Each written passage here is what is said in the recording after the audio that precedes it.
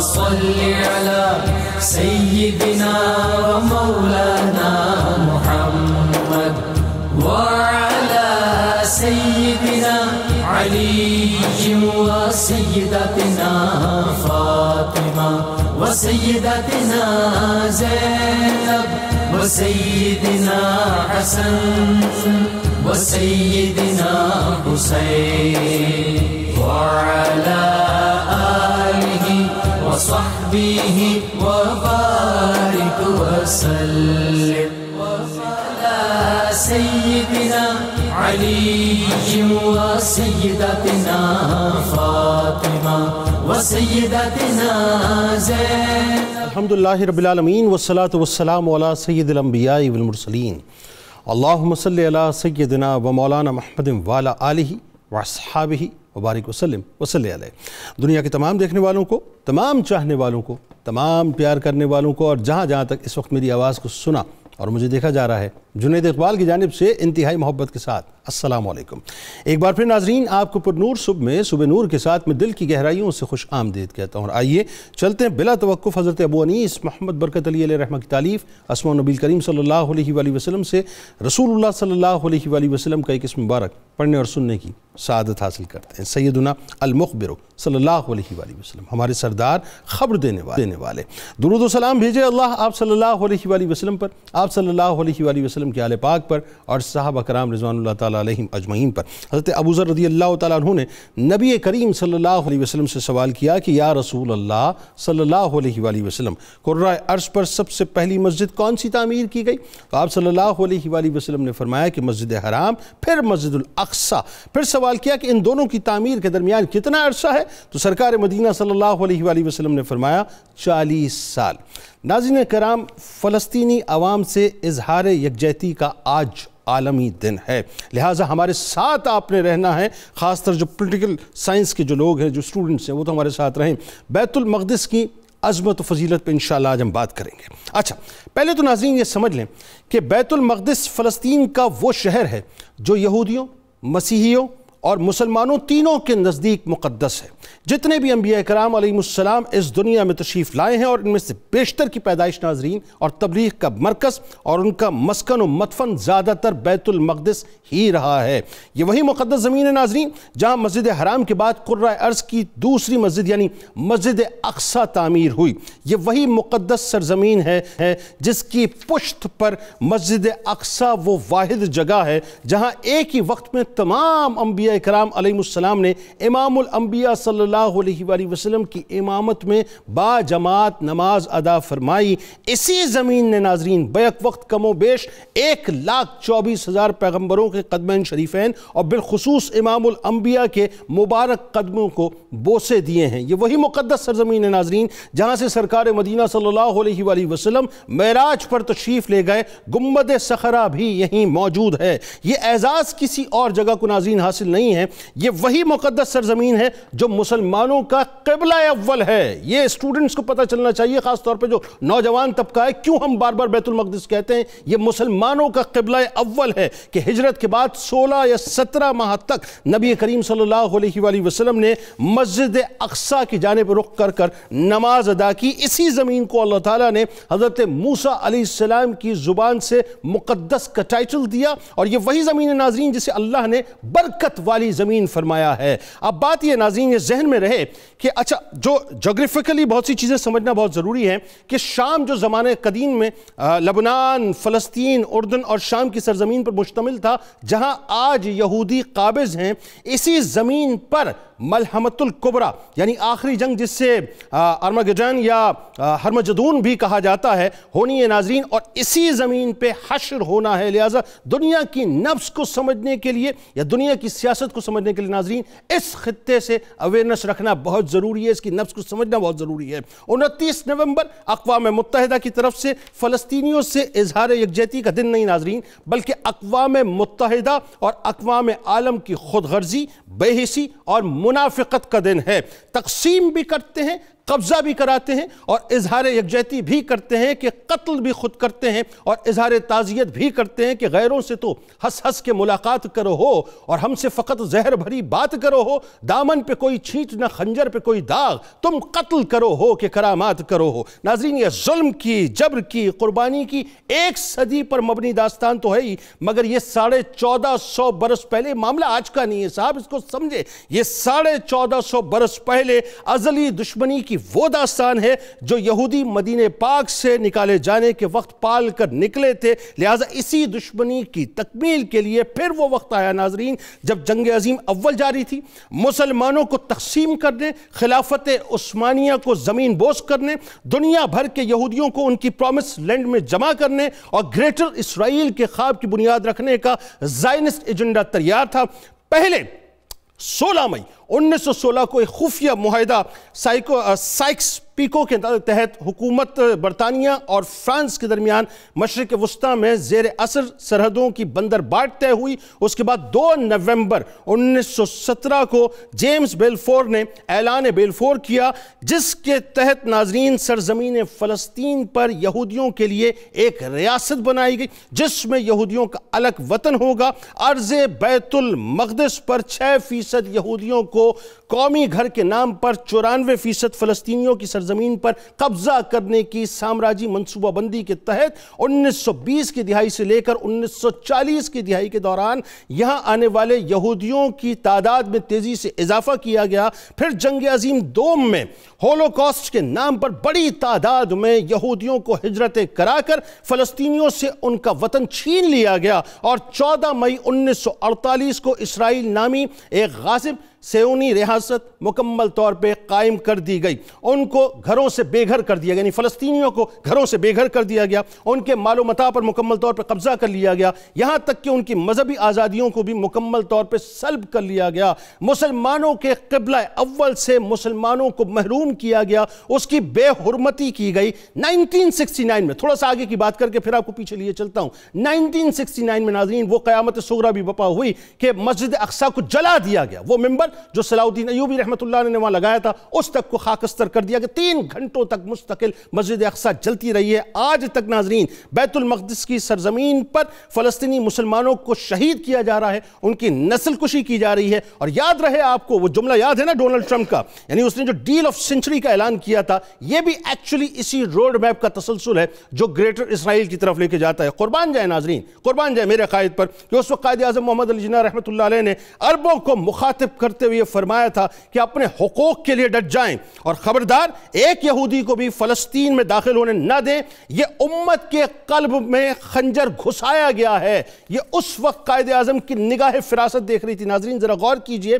کوئی گوگل نہیں تھا، کوئی میپ نہیں تھا۔ اشروں کے بعد وہ گوگل بھی آیا، اشروں کے بعد میپ بھی آیا، اور جب دنیا نے دیکھا ناظرین تو اسرائیل کا نقشہ آڑا ٹیڑھا نہیں تھا، بلکہ اسرائیل کا نقشہ بنیادی طور پہ اس خنجر ہی کی طرح تھا جسے قائد اعظم محمد علی جناح رحمۃ اللہ علیہ نے فرما دیا تھا، یعنی بنیادی طور پہ وہ خنجر کی صورت میں امت کے سینے کے اندر گھونپ دیا گیا تھا۔ اور آپ نے ہی فرمایا تھا کہ یہ ایک ناجائز ریاست ہے جسے پاکستان کبھی تسلیم نہیں کرے گا۔ آج بنیادی طور پر سمجھنا یہ ہے کہ بیت المقدس ہمارے دلوں میں بستا ہے، بیت المقدس ہمارے ایمان کا حصہ ہے، بیت المقدس ہماری یوں سمجھ لیجئے کہ اپنا زندگی کی نبض ہے، ہماری پلس ہے۔ اگر اس کو جدا کر دیا گیا تو پھر جینے کا کوئی مقصد نہیں ناظرین، کیونکہ جس دین کی ابتدا، بس جملہ ادا کرنے جا رہا ہوں، مکہ معظمہ سے ہوئی تھی، یاد رکھیے گا ناظرین، آخری بیٹل، فائنل بیٹل، آخری جنگ جو ہے اسی خطے میں، اسی سرزمین میں ہونی ہے۔ لہٰذا ذہن میں رکھیے کہ جس نے بیت المقدس کو نہیں سمجھا وہ دنیا میں کچھ بھی نہیں سمجھ سکتا۔ آغاز کرتے ہیں جناب، اس وقت 2 شخصیات ہمارے ساتھ ہیں۔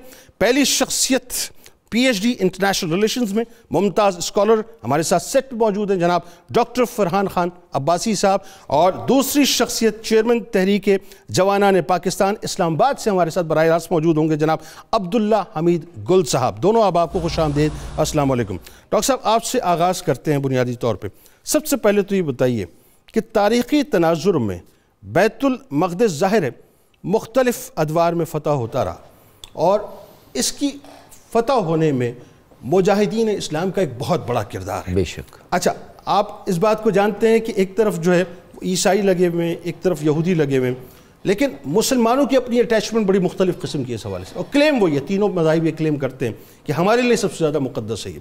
تو یہ ذرا تاریخی تناظر سے آغاز کرتے ہیں کہ مختلف ادوار میں کس انداز سے فتوحات ہوتی رہی. جی سر، سب سے پہلے تو بسم اللہ الرحمن الرحیم، شکریہ آپ نے مجھے دعوت دی. آپ نے اپنے انٹروڈکشن میں کچھ بہترین جو ہسٹوریکل فیکٹ ہے اس کے اوپر بات کی. میں ان میں سے کچھ چیزوں پہ تھوڑا سا اور بات کرنا چاہوں گا. سب سے پہلی چیز تو جو بیت المقدس ہے یہ آج کے لیے اتنا زیادہ اہمیت کا حامل، مقدم اور معظم نہیں ہے.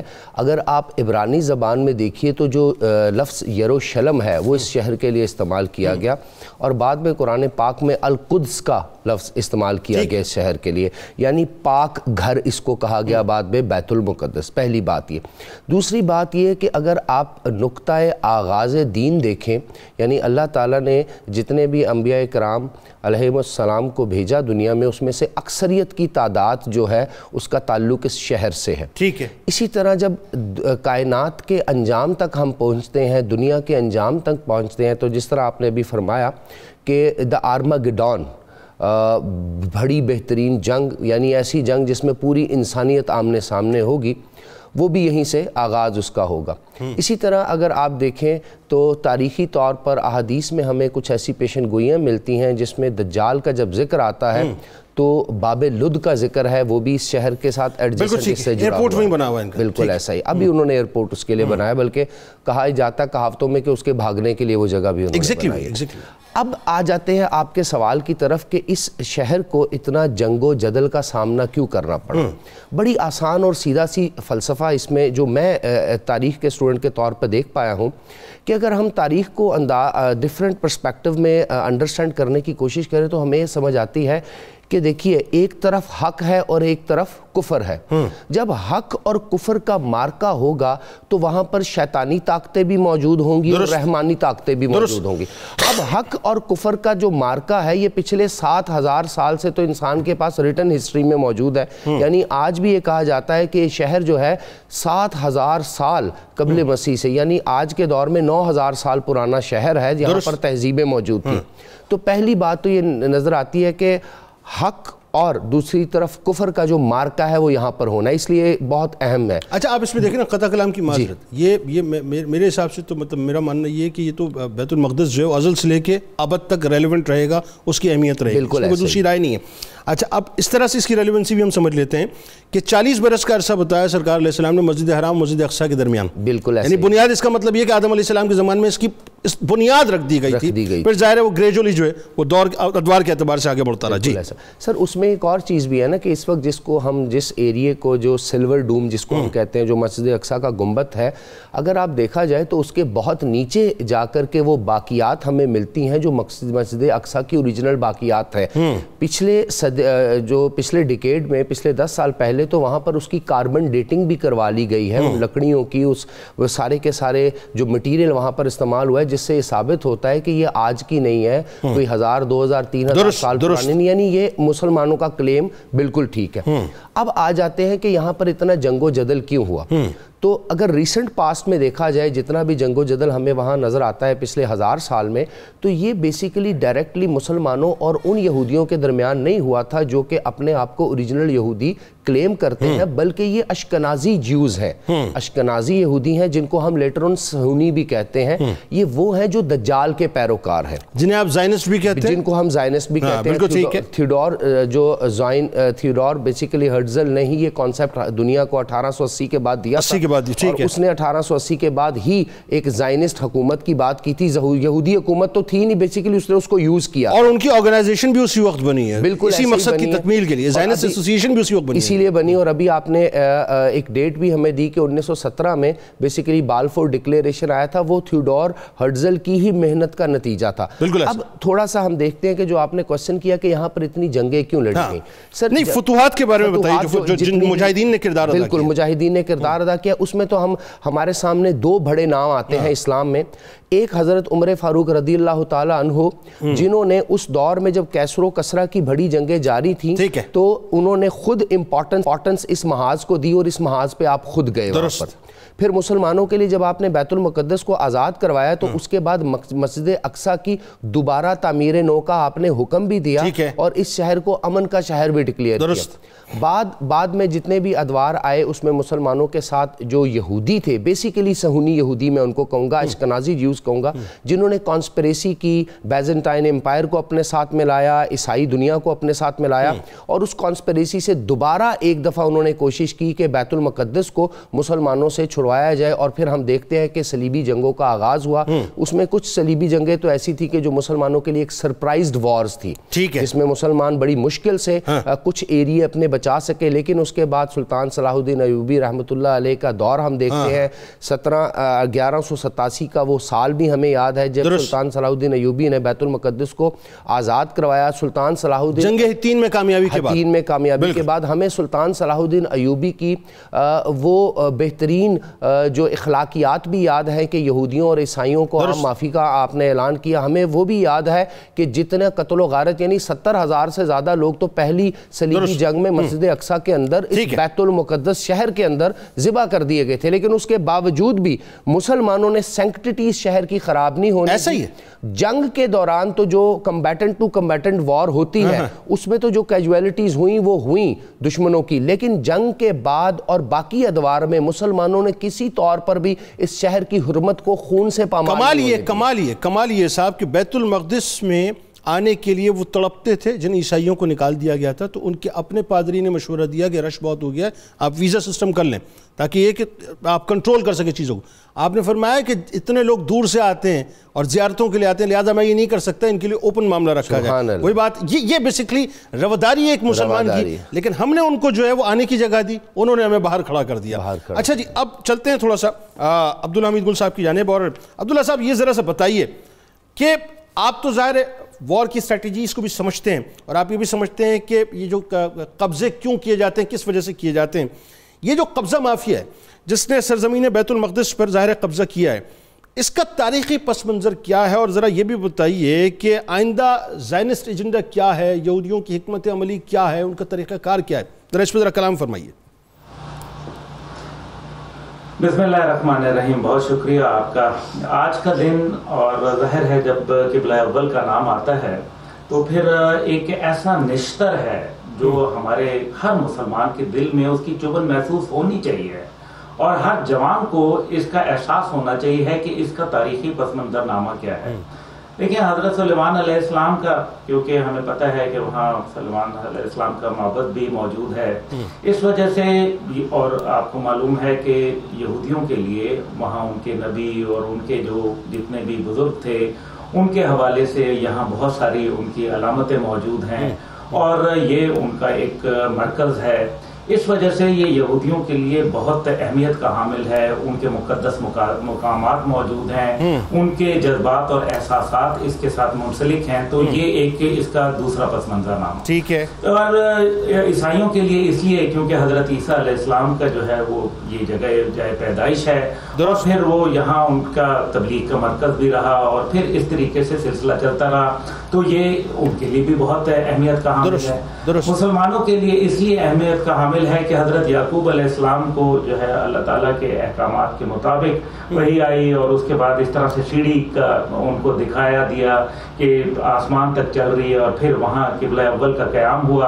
اور پھر جیسا آپ نے اپنے بیانیے میں شروع میں فرمایا کہ ہم تقریباً کافی عرصہ, تقریباً 16-18 ماہ جو ہے وہ نماز پڑھتے رہے, اور مسجد قبلتین کے اندر عصر کے نماز کے وقت جو ہے پھر قبلہ 2 رکعت کے بعد جو ہے وہ موڑ دیا گیا, حکم آیا اور ہم نے قبلہ کر دیا.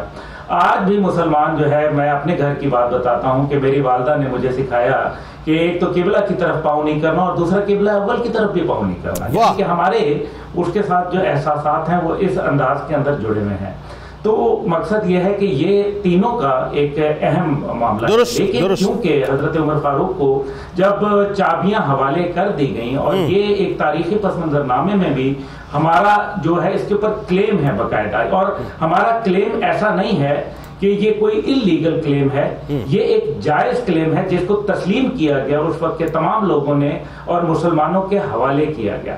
اب مسئلہ یہ ہے کہ آج کی اگر ہم اس کے تاریخ پس منظرنامے میں جائیں تو ہمیں پتہ چلتا ہے کہ حضرت داؤد علیہ السلام، حضرت موسیٰ علیہ السلام اور خود حضرت ابراہیم عراق سے ہجرت کر کے وہ آئے، تو یعنی کہ سب کی تبلیغ کا مرکز جو تھا وہ یہ اس جگہ کو کہا گیا۔ پھر اس کے بعد جب 11ویں صدی کے جو ہے اندر اس کے اوپر پھر ایک باقاعدہ جس کو کروسیڈ وار کہا جاتا ہے، صلیبی جنگ، اس کو مسلط کیا گیا، اور اس حد تک گئے کہ باقاعدہ صلیبیوں نے یہ کہا گیا کہ بیت المقدس کا ایک فنڈ بنایا گیا اور کہا گیا کہ یہ فنڈ کے اندر پیسہ دیں کیونکہ ہم نے صلیبی جنگ مسلط کرنی ہے مسلمانوں پہ۔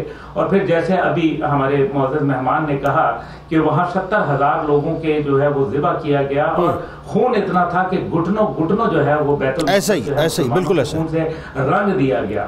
پھر سلطان صلاح الدین ایوبی جو ہے انہوں نے 1187 کے اندر جو ہے پھر یہ عظیم مارکہ جو ہے وہ فتح کیا، اور جنگ حطین کے اندر ایک ایسی شاندار کامیابی جس کی تاریخ کے اندر جو ہے ملٹری وار فیئر کے اندر اس کی آپ کو کوئی مثال نہیں ملتی۔ درست 40,000 کا لشکر بمقابلہ تقریباً 13 لاکھ لوگوں کو جو ہے انہوں نے کھڑکا کے رکھ دیا، اور یہ تو اتنی بڑی فتح تھی کہ جو آج تک صلاح الدین کے نام سے جو ہے انگریز آج بھی کامتا ہے، اور ان کے کردار سے متاثر ہو کے خود انگریز ان کو پوئٹری میں استعمال کرتے ہیں اور کہتے ہیں کہ انہوں نے جو کام کیا۔ اور پھر آپ کو پتہ ہے وہ رچرڈ کے ساتھ کیا ہوا اور کس انداز کے اندر، اور پھر وہاں جس طرح سے عام معافی کا اعلان کیا گیا، لوگوں کا خیال کیا گیا۔ 762 سال تک مسلمانوں کا اس کے اوپر قبضہ رہا، اور اس کے بعد جس طریقے سے پھر پہلی جنگ عظیم کے بعد انگریزوں نے اس کے اوپر جا کے قبضہ جمایا، اور قبضہ جما کے یہودیوں کو ایک سازش کے ساتھ اس کے اندر ڈالا گیا۔ اب اس کا ایک اور پس منظرنامہ یہ ہے کہ یہودی کسی بھی ملک میں جہاں رہے ہیں وہاں کہیں نہ کہیں کسی نہ کسی وقت میں، اور ان کی شرارتوں کی وجہ سے، ان کے غلط رویوں کی وجہ سے ان کو وہاں ملک بدر کیا گیا۔ اور پھر یہی ہوا کہ جب انگریزوں نے جب دوسری جنگ عظیم ہوئی اس کے بعد حد یہ ہو گئی کہ کہا گیا کہ کم از کم 2 لاکھ جو یہودی ہیں ان کو آپ نے اس میں بسانا ہے، یہ امریکہ نے کہا۔ اور اس وقت کے امریکی صدر نے جبکہ صرف مسلمانوں کے لیے 100 ویزے جو ہے وہ امریکہ کے لیے دیے کہ جی 100 لوگ جو ہے وہ امریکہ آ سکتے ہیں۔ ایک طرف مسلمانوں کے دل میں یہ خنجر نما جو چند کلومیٹر محیط ریاست تھی ایک وقت میں، اس کے لا کے بسا دیا گیا زبردستی۔ اچھا پھر جو ظلم یہ ہوا کہ جب تیسری عرب اسرائیل جنگ ہوئی تو تیسری عرب اسرائیل جنگ کے اندر جو خوفناک جنگ تھی، ان کے برباد کیا گیا مسلمانوں کے اندر غم و غصے کی لہر تھی، کیونکہ 1948 میں جب اسرائیل کی ناجائز ریاست کا قیام ہوا تو اس کے بعد جنگیں جو ہیں وہ شروع ہو گئی، لیکن نتیجہ یہ ہوا کہ مغرب کی بے پناہ پشت پناہی اور یو این کی جو چالاک رویے تھے ان کے نتیجے کے اندر مسلمانوں کو اور یہودیوں کو تقسیم کیا گیا وہاں، اور بتایا گیا کہ مسلمانوں کا یہ علاقہ ہوگا، یہودیوں کا یہ علاقہ ہوگا، یعنی کہ آپ نے وہی ڈیوائیڈ اینڈ رول والا فارمولا جو تھا وہ یہاں اپنایا۔ نتیجہ یہ ہوا کہ اس کے بعد جو ہے وہ مسجد اقصیٰ کو جیسے آپ نے فرمایا کہ جلا دیا گیا، اس میں حضرت صلاح الدین ایوبی رحمۃ اللہ علیہ کا جو وہ منبر تھا اس کو بھی جو ہے وہ خاکسار ہو گیا، اور اسی طریقے سے جو مرکزی دروازہ تھا وہ بھی جو ہے وہ جل کے راکھ ہو گیا۔ اچھا اس میں عبداللہ بھائی ایک بات ذرا قطع کلام کی معذرت، دیکھیں میں ایک سوال آپ سے کیٹیگوریکل کرنا چاہ رہا ہوں، اس میں چاہتا ہوں کیٹیگوریکل اگر آپ ذرا جواب دیجئے تاکہ ہم بات کو آگے بڑھائیں، کہ جو نظر آتا ہے وہ یہ ہے کہ ہیکل سلیمانی کی تعمیر دوبارہ وہ کرنا چاہتے، اور کنگڈم آف ڈیوڈ کا قیام یہ بنیادی ان کا مقصد ہے، اور جو خبریں ظاہر آتی رہیں یا آ رہی ہیں خاکم بدہن کہ اب ان کا وہ پلان پورا ہو چکا ہے کہ خدا نہ خواستہ خاکم بدہن کہ مسجد اقصیٰ کی شہادت جو ہے وہ ان قریب مطلب ان کے روڈ میپ میں موجود ہے، اس کے بارے میں ذرا بتائیے۔ جو میں حکمت عملی کا آپ سے سوال میں نے آپ سے کیا تھا وہ کیا ہے؟ دیکھیے اس کی حکمت عملی تو بڑی واضح ہے، جہاں تک آپ نے یہ جو خدشات کا اظہار کیا، خدشات کسی وجوہات کی بنیاد پہ آتے ہیں۔ ڈونلڈ ٹرمپ نے 6 دسمبر 2017 کو باقاعدہ جو ہے وہ یروشلم کو ان کا کیپٹل تسلیم کر لیا، اپنی ایمبیسی بک کرنے کے لیے کہہ دیا، اور پوری مسلمان دنیا دیکھتی رہی۔ مسئلہ یہ نہیں ہے، مسلمان دنیا کے وسط میں جس طرح قائد اعظم آپ نے تو بڑا اچھا جو ہے وہ ایک لفظ استعمال کر دیا، لیکن اصل میں اس کو ناجائز دوسرے لفظ میں کہا. میں ٹی وی کی وجہ سے وہ الفاظ نہیں استعمال کر سکتا، لیکن جس طرح ناجائز اولاد کا لفظ تھا اس طرح سے ان کے لیے استعمال کیا گیا. اور یہ بھی کہا کہ پاکستان کا بچہ اس ناجائز ریاست جو کہ مغرب نے مسلمانوں کے دل میں قائم کی ہے اس سے ٹکرا جائے گا، حد تک کہ اس کو پاش نہ کر دے. اب جو آپ نے خدشات کا اظہار کیا یہ تو وہ کر رہے ہیں، یہ تو ان کے ایجنڈے کے اندر موجود ہے. یہ جو امریکہ جو ان کو آؤٹ آف دا وے جا کے سپورٹ کرتا ہے یہ کوئی ایسے ہی نہیں ہے، اس کے پیچھے ریزنز ہیں. اب دوسری بات اس کے اندر یہ ہے، اور کیونکہ یہودیوں کے ایک خاص لابی موجود ہے امریکہ کے اندر جو کہ ان کے میڈیا ہاؤسز کے اوپر قبضہ کیا ہوا ہے، فاکس ٹی وی ہے، CNN ہے، دیگر اس طرح کے میڈیا ہاؤسز ہیں، وہ یہودیوں کے چلتے ہیں. ایک وقت میں 33 سینیٹرز امریکہ کے اندر جو تھے وہ یہودی تھے جو ان کو جا کے سپورٹ کرتے تھے آؤٹ آف دا وے اسرائیل کو. اب دوسرا اس کے اندر جو اہم ترین معاملہ ہے وہ یہ ہے کہ یہ صرف مسلمانوں کا نہیں، آج پوری دنیا کے غریب لوگوں کا معاملہ ہے، کیونکہ یہ کیپٹلزم کا بھی جو ہے وہ مرکز ہے جہاں سے پوری دنیا کی معیشت کو برباد اور تباہ کر دیا گیا. ایسا ہی ہے. اب جو آپ نے بتایا کہ اس کا حل کیا ہے، مسلمان ممالک اگر چاہیں اور وہ اکٹھے ہو جائیں جو کہ بالکل کسی صورت نہیں ہوتے، تو نتیجہ یہ نکلتا ہے کہ وہ ایک دن بھی اس کو برداشت نہیں کریں گے. آپ کو یاد ہے جب ایجپٹ کے ساتھ وار ہوئی تھی تو اس ٹائم پہ ان کو جان کے لالے پڑ گئے تھے، لیکن پھر out of the way support آ گئی. اب مسئلہ پاکستان کا کیا ہے؟ پاکستان ایک نظریات کی بنیاد پہ قائم شدہ لا الہ، ہمارے کلمے جو ہے وہ باقاعدہ ہماری اسمبلی پہ لکھا ہوا ہے. اسی طرح یہودیوں کی جو کنیسٹ ہے اس کے اوپر ان کا لکھا ہوا ہے کہ انہوں نے یہ جو ریاست ڈیوڈ ہے اس کو انہوں نے تسلیم کرنا ہے، اور انہوں نے دجلہ سے لے کے فرات کے کنارے جو ہے وہ یہودیوں کی ریاست. اچھا اس پہ میں عبداللہ بھائی آ کے مزید ان کی کتابوں میں بھی موجود ہے. بالکل ٹھیک، اس پہ گفتگو کریں گے. اور یہ اتنا اہم ترین معاملہ ہے. دیکھیں میں عموماً لوگوں سے ہی کہتا ہوں، میں نے ابتدا میں یہ بات کہی کہ اگر آپ کی توجہ اس خطے کے اوپر نہیں ہے اور اگر آپ اس خطے کی پالیٹکس کو نہیں سمجھتے تو پھر دنیا کی پالیٹکس کو آپ سمجھ ہی نہیں سکتے. انشاءاللہ اس پہ مزید گفتگو کریں گے. ناظرین ہمارے ساتھ رہیں اور چلیں مل کے سرکار مدینہ صلی اللہ علیہ وآلہ وسلم کی بارگاہ میں ہدیہ عقیدت پیش کرتے ہیں درود شریف کی صورت پہ. جب لوٹوں گا ناظرین تو ایک بڑی بھیانک بات آپ کے سامنے رکھنے والا ہوں میں، اور وہ پاکستان کے حوالے سے. میرے ساتھ آپ نے رہنا ہے. اس کی کنیکٹیویٹی اسرائیل اور پاکستان کے ساتھ ہے، لیکن وہ کیا ہے وہ اگر آپ سنیں گے تو انگشت بدن رہ جائیں گے. درود شریف. اللہم صلی علی سیدنا و مولانا محمد وعلی سیدنا علی و سیدتنا فاطمہ و سیدتنا زینب و سیدنا حسن و سیدنا حسین وعلی وصحبه وبارك وسلم. اللهم صل على سيدنا ومولانا محمد وعلى سيدنا علي وسيدتنا فاطمة وسيدتنا زينب وسيدنا حسن وسيدنا حسين وعلى آله وصحبه وبارك وسلم. حسين وعلى آله وصحبه وبارك وسلم.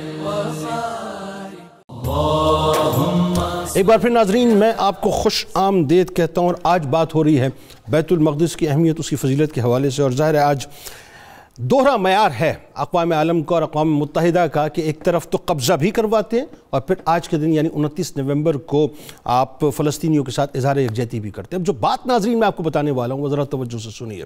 دیکھیں آپ کو پتہ ہے کہ 5 جون 1967 کو اسرائیل اور عرب ممالک کے مابین جو ہے وہ ایک جنگ ہوئی جو تقریباً 6 دن تک جاری رہی ہے. اچھا یہ تیسرا موقع تھا ایکچولی جنگ کا. 1948 میں جب ظاہر ہے اس ناجائز اولاد کا قیام عمل میں آیا تو سب سے پہلے تنازع جنگ کی ہی صورت میں کھڑا ہوا تھا. اور 1956 میں مصر کے ساتھ سوئس کینال کے نام پر تنازع بھی ہو چکا تھا. اچھا اس جنگ کے بعد یہ جو 1967 کی ناظرین جنگ تھی، اس کے بعد ہوا یہ کہ جو اس کا فاؤنڈنگ فادر تھا اسرائیل کا، بن گوریان، اس نے پیرس کی ایک یونیورسٹی میں اپنے لیکچر میں کہا تھا، اور کیا کہا تھا یہ ذرا توجہ سے سنیے۔ وہ کہتا ہے کہ عالمی صہیونی تحریک کو اپنے بارے میں پاکستانی خطرے سے بے پرواہ نہیں رہنا چاہیے۔ اگین ریپیٹ کر رہا ہوں، وہ کہتا ہے، جو فاؤنڈنگ فادر ہے اسرائیل کا، وہ کہتا ہے کہ عالمی صہیونی تحریک کو اپنے بارے میں پاکستانی خطرے سے بے پرواہ نہیں رہنا چاہیے۔ پاکستان اب اس کا اولین ہدف ہونا چاہیے، یعنی اسرائیل کا جو اولین ہدف ہوگا وہ پاکستان ہوگا، اس لیے کہ یہ نظریاتی ملک ہمارے وجود کے لیے خطرہ ہے۔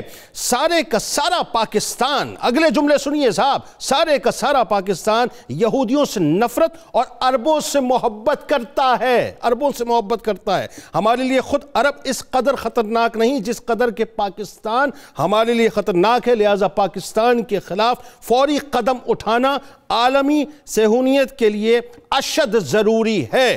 اگر ان جملوں کو ناظرین آپ بار بار ریپیٹڈلی ذرا سنیں جو میں اس وقت ادا کر رہا ہوں، تو آپ کو اندازہ ہو جائے گا کہ پوری دنیا میں اس وقت جو کھیل ہے وہ کھیل اسرائیل کا ہے، اور پوری دنیا میں جو کھیل ہو رہا ہے ناظرین وہ اسرائیل ہی پیچھے کھڑا ہے اور پاکستان کے خلاف ہو رہا ہے، کیونکہ اسے معلوم ہے کہ اگر کوئی قوم، کوئی ملک ریزسٹ کرے گا، بیت المقدس کے لیے آواز اٹھائے گا، کہیں سے آواز اٹھے گی تو وہ اسلامی جمہوریہ پاکستان سے آواز اٹھے گی، اور انشاءاللہ اٹھتی رہے گی۔ عبداللہ صاحب ہمارے ساتھ موجود ہیں، کچھ گفتگو ان کی منقطع ہوئی تھی، وہیں سے آغاز کرتے ہیں۔ جی عبداللہ بھائی فرمائیے، آپ کچھ کہنا چاہ رہے تھے۔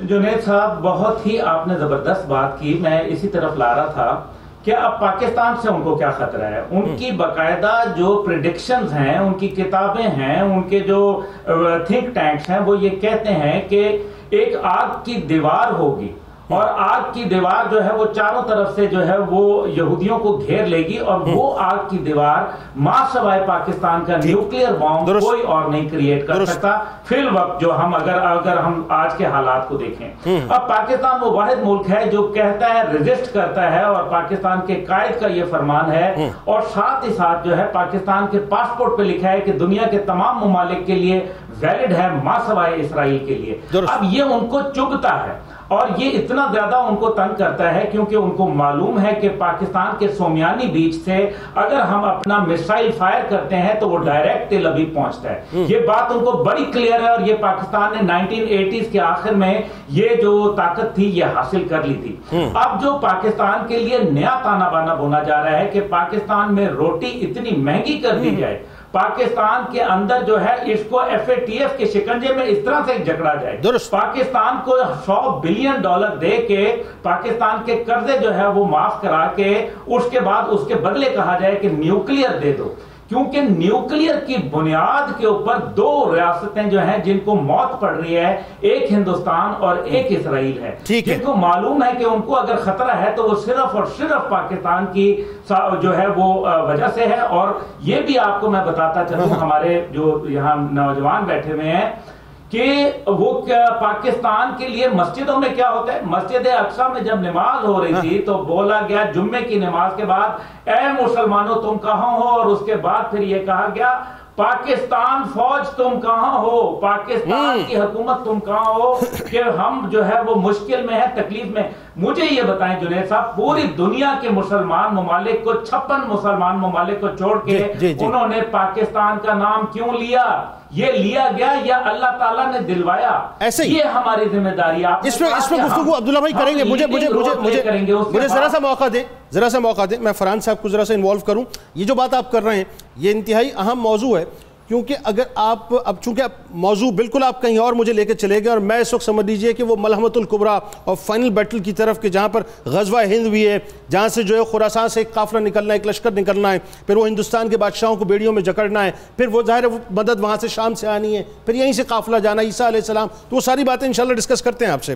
مجھے ذرا یہ بتائیے فرحان صاحب، ایک بڑی بنیادی بات ہے، 20-25 سال 30 سال کا اگر آپ عرصہ خاص طور پہ دیکھیں، مشرق وسطیٰ کے اندر آپ کو، مجھے پتہ نہیں کیوں مجھے ایک فیل آتی ہے، ایسا لگتا ہے کہ ایک باقاعدہ جو مقاصد صہیونی طاقتوں کے ہیں، زائنسٹ ایجنڈا جو ہے، اس کی تکمیل میں ایک بہت بڑا کردار جو ہے مشرق وسطیٰ بھی مطلب ایک غیر محسوس انداز سے جو ہے وہ ادا کر رہا ہے, یا محسوس انداز سے. کیا دیکھتے ہیں آپ کہ عالمی طاقتوں کے ساتھ ہم بہہ گئے ہیں, اقوام متحدہ کے دور معیار کے ساتھ ہم بہہ چکے ہیں, کیا ہوا ہے؟ سر دیکھیں, جو مڈل ایسٹ پالیٹکس ہے, جس کو مشرق وسطیٰ کی پالیٹکس کہتے ہیں, اس کا آغاز تبھی ہو گیا تھا جب اللہ تعالیٰ نے مسلمانوں کو وہاں پر تیل جیسی ایک ایسی قدرتی, جس کو منرل کہہ سکتے, جس کو آپ ایسا کہہ سکتے ہیں, ریسورسز کہہ سکتے ہیں, نیچرل ریسورسز کہہ سکتے ہیں, جس کے اوپر پوری دنیا کی اکانومی کا پہیہ چلنا ہے. درست. اور مسلمانوں کو بہت زیادہ طاقت بھی اس سے مل رہی تھی.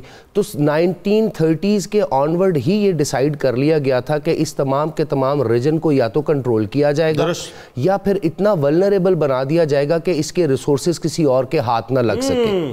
دیکھیے, جو کولڈ وار کا جتنا بھی ایرا ہمیں نظر آتا ہے, اس میں ہمیں جتنی بھی امریکن انوالومنٹ نظر آتی ہے, اوپیک کا ادارہ بننا نظر آتا ہے, باقی بڑے ادارے, اس وقت عبداللہ حمید گل صاحب نے ان کا ذکر کیا, جس میں IMF ہے, ورلڈ بینک ہے, پھر لیٹر آن 1989 میں فیٹف ہے. یہ سارے کے سارے کنسٹرکشن اگر ہم دیکھیں, پوری دنیا کا انٹرنیشنل جو نیٹ ورک بنایا جا رہا تھا, وہ بائی پولر ورلڈ کو یونی پولر میں ٹرانسفارم کرنے کے بعد پھر مشرق وسطیٰ یعنی مڈل ایسٹ پالیٹکس کو بھی کنٹرول کرنا تھا.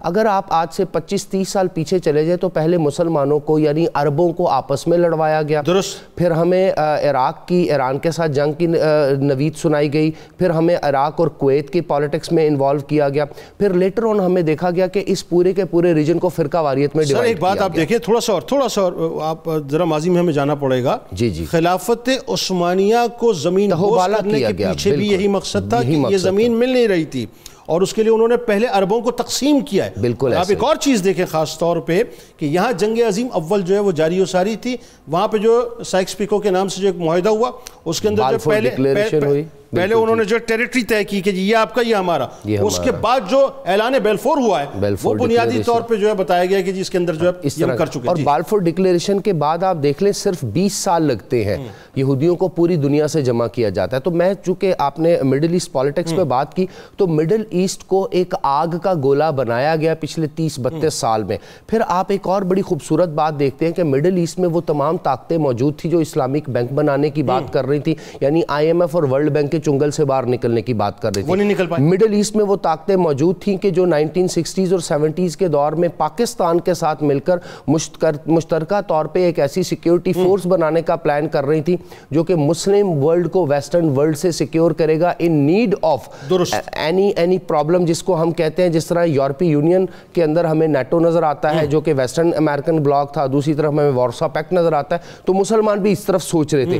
تیسری چیز جو جنرل رائل صاحب گئے تھے نا, جی دیکھیں نا, لیکن وہی بات ہے کہ وہ معاملہ اس کے آگے, یہ تو بہت قریب کی بات آپ کر رہے ہیں نا, میں 1970s کی بات کر رہا ہوں, 60s ایوب خان کے دور کی بات کر رہا ہوں. اچھا, اس کے بعد ہم تاریخ کو تھوڑا آگے بڑھتے ہوئے دیکھتے ہیں تو ہمیں ایک اور چیز نظر آتی ہے تاریخ کے اندر کہ بائی ڈیزائن سسٹم کو اس طرح بنایا گیا کہ جس طرح آپ نے پاکستان کا ذکر کیا, اسلامی جمہوریہ پاکستان کا, کہ جب یہ دیکھا گیا کہ اسلامی جمہوریہ پاکستان وہ ملک ہے جہاں پر ایسے جرت مند نوجوان مائیں پیدا کر رہی ہیں جو شہادت کو اپنے لیے ایک ایسا, آپ سمجھ لیں, وہ اللہ کا تحفہ سمجھتے ہیں کہ دن رات شہادت کا جام نوش کرنے کے لیے تیار رہتے ہیں. ٹھیک ہے, اب بات جب اسلام کی آتی ہے, بات جب دین کی آتی ہے, جس طرح ابھی آپ نے جنگ کا ذکر کیا اور عرب اسرائیل کانفلکٹ کا ذکر کیا, جس میں جب تیسرے حصے کی جنگ ہوئی تو اب تو پوری دنیا جانتی ہے کہ پائلٹ سارے پاکستان کے تھے, اور ایسا بھی دنیا جانتی ہے کہ جب پاکستان ایئر فورس نے ڈکلیئر کیا کہ ہمیں اتنے پائلٹ چاہیے,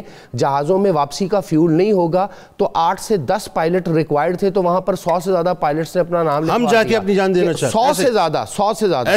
پھر ایک اور خوبصورت چیز آپ دیکھیں کہ وہ جہاز ٹیکنیکی لحاظ سے اسرائیلی, امریکن اور اس وقت کے فرینچ اور UK کے جو جہاز تھے ان کے برابر نہیں تھے, لیکن اس کے باوجود ہمارے جو اس وقت کے پائلٹس ہوا کرتے تھے وہ بعض کا 16-18 گھنٹے پرواز کرتے تھے, آدھا گھنٹہ آ کے نیچے ریفیولنگ کرتے تھے اور پھر اگلے 10 گھنٹے کے لیے پرواز کرتے. جذبے بڑے بلند تھے. اب آپ نے یہی بات کی, تو یہ سب سے پہلے کام کیا گیا ان جذبوں کو توڑنا, جس کو توڑنے کے لیے IMF کا نیٹ ورک بچایا گیا, کلچرل انویژن کا نیٹ ورک آئے گا. اور پاکستان کے ساتھ ایک اور ظلم کیا گیا جو 1970s میں کیا گیا. پاکستان کو 2 دھڑوں میں ڈیوائیڈ کیا گیا, ایک مذہبی دھڑا بنا دیا گیا, ایک لبرل دھڑا بنا دیا گیا, اور تیسرا کام یہ کیا گیا کہ بائی ڈیزائن 1980s میں جب اسلامائزیشن کا دور چل رہا تھا, مسلمانوں کی ایک اور تربیت ہو رہی تھی, تو یہاں پر ایسے پولیٹیشنز کو پروموٹ کیا گیا جنہوں نے اور کوئی کام نہیں کیا سوائے اس ملک کو لوٹا. اچھا ایک اور بات اس میں فرحان صاحب, ایک اور پہلو آپ ذرا سا غور سے دیکھیں اس میں. دیکھیے بیت المقدس کی حقیقت, اس کی اہمیت سے تو ہم انکار کر ہی نہیں سکتے نا, کیونکہ بیت المقدس وہ سرزمین ہے جہاں پر مسجد اقصیٰ موجود ہے. اچھا یہ لوگ ذرا سا مرج بھی کر دیتے ہیں, لوگ سمجھتے ہیں بیت المقدس کی بات ہو رہی ہے تو مسجد اقصیٰ جو ہے وہ ایک جگہ ہے, وہ مسجد ہے. بیت المقدس ایک سرزمین ہے ایکچولی, ایک شہر کا نام ہے, ایک شہر کا نام ہے جسے آپ جروشلم بھی کہتے ہیں. اچھا اب بات یہ ہے, ہماری چونکہ جذباتی وابستگی اس لیے ہے کہ وہ ہمارا قبلہ اول ہے, وہاں سے سرکار علیہ السلام معراج پہ تشریف لے گئے, اور تمام انبیاء کرام پہ ہم ایمان رکھتے ہیں. جو ایک بات آپ پوری دنیا میں دیکھیے کہ مڈل ایسٹ ظاہر ہے خاموش ہو چکا ہے, دیگر ممالک خاموش ہو چکے ہیں, اب صرف پاکستان ہے جہاں سے ان کو یہ خدشہ تھا کہ ریزسٹنس ملے گی. پاکستان کو انہوں نے الجھا کے رکھا ہوا ہے مختلف حوالوں سے, تھریٹ دی ہوئی ہے کہ یہاں سے کوئی آواز نہ اٹھے, اور مستقل پریشر ہے کہ اسرائیل کو تسلیم کیا جائے. بالکل ایسا. مجھے آپ بتائیے کہ اس پریشر میں پاکستان کی موو کیا ہونی چاہیے, یہ بڑی اہم بات. سب سے پہلی بات تو ہم یہ ڈسکس کریں گے پریشر کون سا ہے. ہمارے اوپر 3 طرح کے پریشر ہیں. ایک تو اکنامک پریشر ہے انٹرنیشنلی, دوسرا ہمارے اوپر اس وقت پوری دنیا میں پچھلے 4-5 سال سے ڈپلومیسی کے دروازے بند کر دیے گئے ہیں.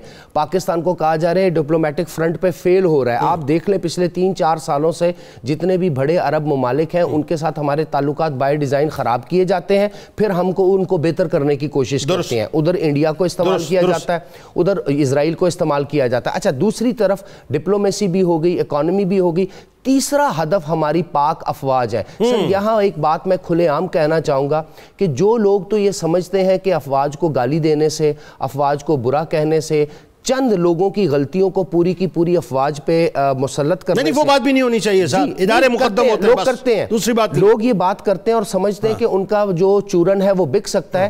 وہ غداری اسلام کے ساتھ بھی کر رہے ہیں, پاکستان کے ساتھ بھی کر رہے ہیں, کیونکہ آج کی جو فوج پاکستان کی فوج ہے, میں اس کو مانتا ہوں کہ یہ رسول اللہ صلی اللہ علیہ وآلہ وسلم کی آرمی ہے. اٹ از ناٹ دا فوج of Pakistan, it is the army of رسول اللہ صلی اللہ علیہ وآلہ وسلم. سر دیکھیں اس فوج کے اوپر 20 سال سرکار کا ہے, سر جو ملک میرے سرکار کا ہے, میرے سرکار کی بشارت ہے, کیا اس کی آرمی میرے سرکار کی نہیں ہوگی؟ نہیں, اور اس وقت تو یہ بڑا سینسیٹیو ہے کہ 20 سال آپ نے اس ملک کو خودکش حملوں میں توڑنے کی کوشش کی گئی. اس فوج نے خود رد الفساد کیا, ضرب عضب کیا, مشن راہ راست کیا, مشن راہ رجات کیا. اب میڈیا کے فرنٹ پہ جب اس کو ٹف ٹائم دیا جا رہا ہے تو یہ فوج بہترین پرفارم کر رہی ہے. آپ یہ دیکھ لیں کہ اپنی ٹیکنالوجی میں فوج کو دیکھ لیں, اس کے ساتھ ساتھ اتنے کم وسائل کے باوجود, یعنی اکنامک جو ان کا حصہ ہے وہ کم کرنے کے باوجود, دنیا میں ہماری فوج وہ واحد فوج ہے جو ڈیفنس اور آرمامنٹ کے تمام تر لیٹسٹ اپڈیٹڈ ٹیکنالوجی خود بنا رہی ہے. سر دیکھیں, میں جو جملہ عبداللہ بھائی کی طرف ہی چلتے ہیں, میں جو جملہ ادا کر رہا تھا, بات یہ لوگ سمجھ نہیں پا رہے. میں دعوے سے جملہ ادا کر رہا ہوں کہ جس کسی نے پاکستان کے خلاف بات کی ہے نا, وہ راندِ درگاہ ہو گیا, برباد ہو گیا. بے شک ایسا ہی. جس نے بھی پاکستان کی افواج کے خلاف بات کی وہ راندِ درگاہ ہو گیا, برباد ہو گیا. اس کی وجہ ہے جس ملک کو عبداللہ بھائی بنایا میرے سرکار نے, تو اس کی آرمی بھی میرے سرکار کی ہے. اور میں عموماً ایک بات کہتا ہوں کہ اس ملک کو بنانے کا ایک مقصد ہے صاحب, اس کے پیچھے ایک راز ہے. وہ راز ذرا سا میں افشا کروں, وہ راز ہے بنیادی طور پہ غزوہ ہند, اور غزوہ ہند کی کنیکٹیوٹی پھر جا کر بیت المقدس ہے, اور بیت المقدس یعنی مسجد اقصیٰ, اس کی پروٹیکشن, اس کی حرمت, عیسیٰ علیہ السلام, امام مہدی علیہ السلام, ایک پورا چیپٹر ہے. تو جو ملک اور جو فوج بنائے اسی مقصد کے لیے گئے ہیں, ان کو پھر ظاہر ہے کوئی بھی راندِ درگاہ کیا کرے گا, وہ خود راندِ درگاہ ہو جائے گا. اب ذرا یہ بتائیے فائنلی OIC کا جو کردار ہے, OIC جسے میں کہتا ہوں, اس کی کمزور پالیسیز کے بارے میں ذرا بتائیے. اور خاص طور پہ پاکستان کی تو بات ہوئی, لیکن ذرا امہ کی بھی بات کرتے ہیں کہ امہ ہماری کہاں سوئی ہوئی ہے صاحب, کہ امہ کا جو کردار ہونا چاہیے وہ ہمیں کہیں نظر نہیں آتا. بتائیے. دیکھیں جتنی بھی بادشاہت ہے عرب ممالک کے اندر, اور جتنی بھی ان کی آپ کو معلوم ہے ڈکٹیٹرشپ ہے, وہ بیکڈ اپ ہے بائی, آپ کو پتہ ہے ویسٹرن کنٹریز کی بیک اپ ان کو ملتی ہے, اور اس کا اظہار برملا کئی دفعہ مغربی ممالک کر چکے ہیں. اس کے اندر میں کسی نام نہیں لوں گا, آپ بھی جانتے ہیں اور میں بھی جانتا ہوں اور ہمارے ناظرین بھی جانتے ہیں. اب مسئلہ یہ ہے کہ وہ عوام کے اوپر حکمرانوں کے تھرو حکومت کرتے ہیں, حکمرانوں کو قبضے میں لیتے ہیں, اور اس کے تحت جو ہے وہ اپنا جو ایک ایول ایجنڈا ہے اس کو ہم پہ مسلط کرتے ہیں. ہم ان کی بات کو سمجھ نہیں رہے کہ ان کا مقصد کیا ہے. ان کا مقصد یہودیوں کی ریاست کا پھیلاؤ اور مسلمانوں کو کمزور اور تقسیم کرنے کا ہے. یہ بڑا واضح ہے, اور مسلمانوں کے وسائل کے اوپر قبضہ کرنے کے لیے ہے. اس ٹائم پہ مسلمانوں کو نظریاتی اور جغرافیائی حدود کا خطرہ ہے, بالخصوص پاکستان کو. پاکستان کے نظریے کو جو ہے وہ آپ کہہ سکتے ہیں کہ اس کو کنفیوژن کا شکار کیا جا رہا ہے. نتیجہ یہ نکل رہا ہے کہ آج کچھ نام نہاد صحافی جو ہیں وہ ٹی وی پہ اب سے کچھ عرصہ پہلے اسرائیل کے حق میں گانے گا رہے تھے اور بتا رہے تھے کہ کس طریقے سے معیشت جو ہے وہ بہتر ہو سکتی ہے. خدا کے لیے, معیشت کی وجہ سے قومیں زندہ نہیں رہا کرتی, غیرت اور حمیت کی بنیاد کے اوپر قومیں زندہ رہتی ہیں. کبھی پیسہ جو ہے وہ قوموں کو زندہ نہیں رکھتا, قومیں بے حمیت ہو کے ختم ہو جائے کرتی ہیں. سر اوائسی کا بتائیں. افواج پاکستان کا ذکر کیا, میں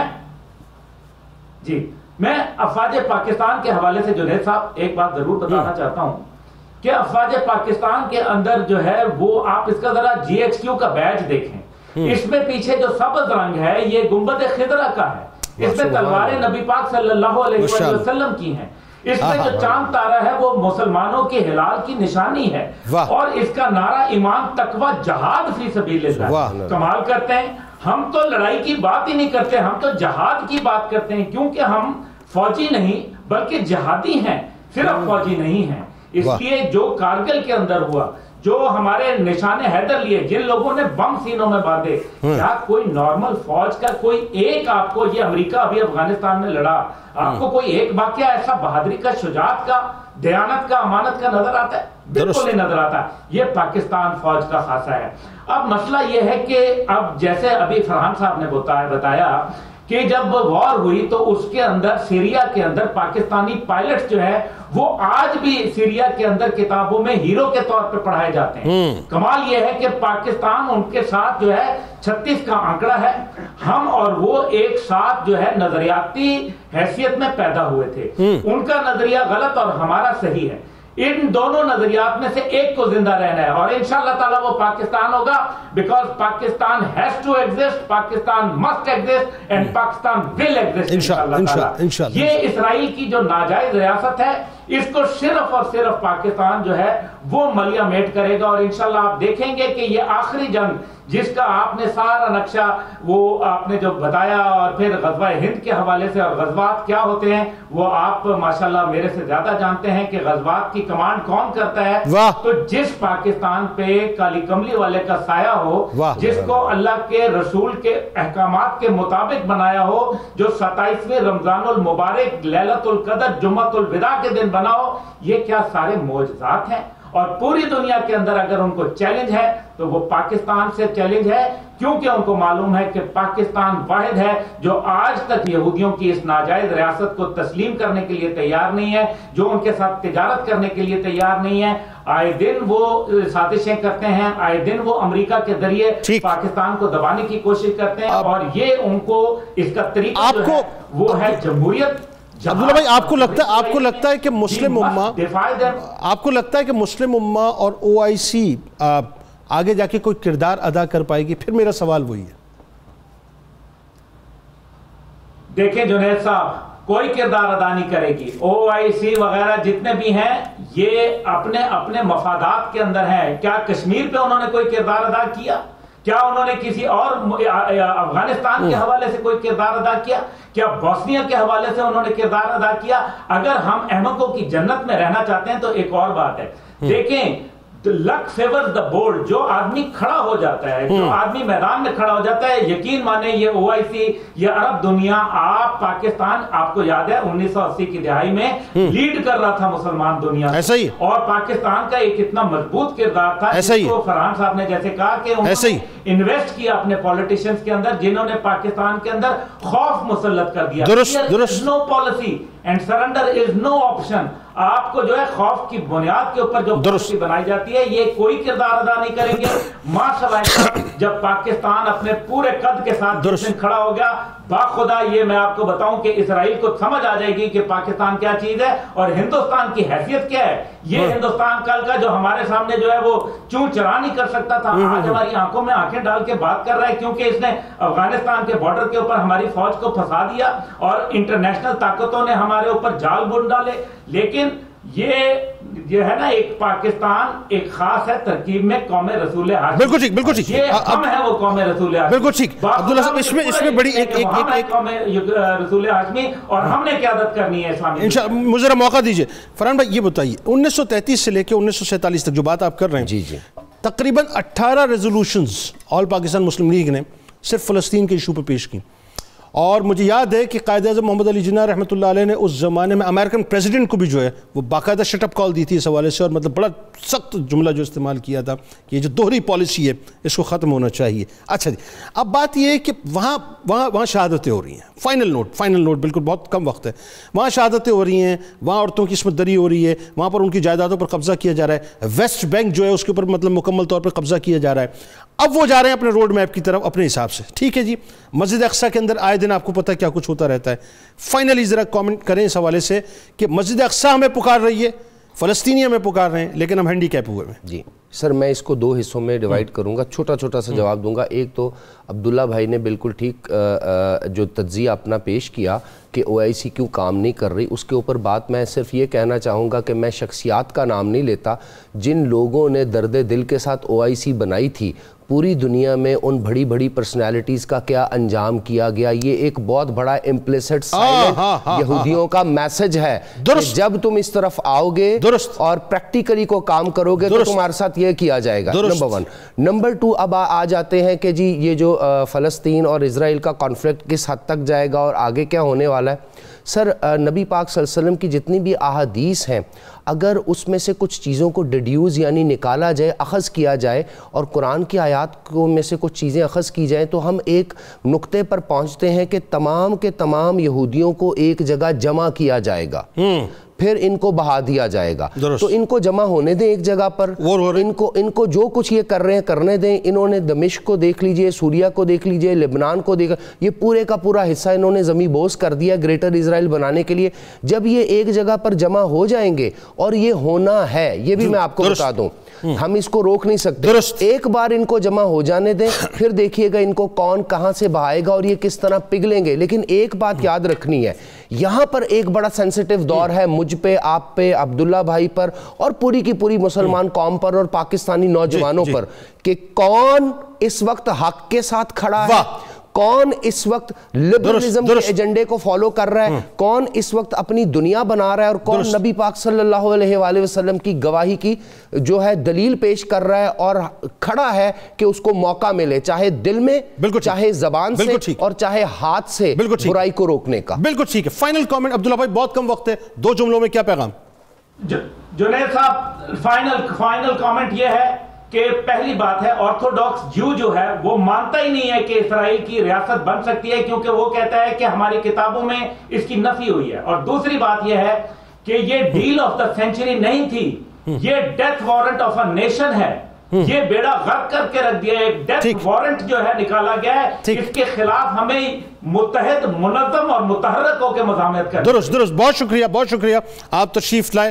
اپنے مرکز سے ہٹو گے تو بکھر جاؤ گے, خاک ہو جاؤ گے, افسانوں میں ڈھل جاؤ گے. آئیے نعرہ لگاتے ہیں مل کے, اس دعا اس امید اس یقین کے ساتھ اجازت دیں کہ لا یؤمن احدکم حتی اکون احب الیہ من والدہ وولدہ والناس اجمعین. اللہ تعالیٰ آپ کا, ہمارا, ہم سب کا, پاکستان کا اور امت مسلمہ کا حامی و ناصر ہو. پاکستان کا مطلب کیا؟ لا الہ الا اللہ محمد رسول اللہ صلی اللہ علیہ وسلم. اللہم صلی علی سیدنا و مولانا محمد وعلى سيدنا علي وسيدتنا فاطمة وسيدتنا زينب وسيدنا حسن وسيدنا حسين وعلى آله وصحبه وبارك وسلم